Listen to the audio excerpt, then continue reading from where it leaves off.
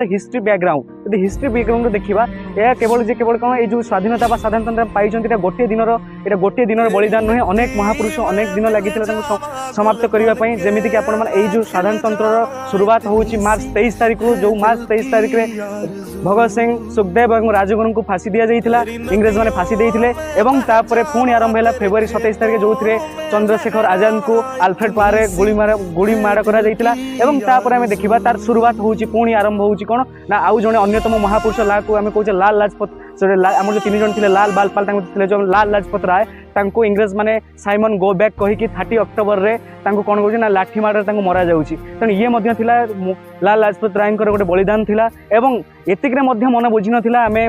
मैंने कौन करते ना देश साधारणतंत्र पाइबापी कौन है ना जातिर पिता महात्मा गांधी बलिदान देवाक पड़ता जहाँकि आपण समझ जानते 1948 मसीहा जानुआरी 30 तारीख में महात्मा गांधी हे बापू कह हे राम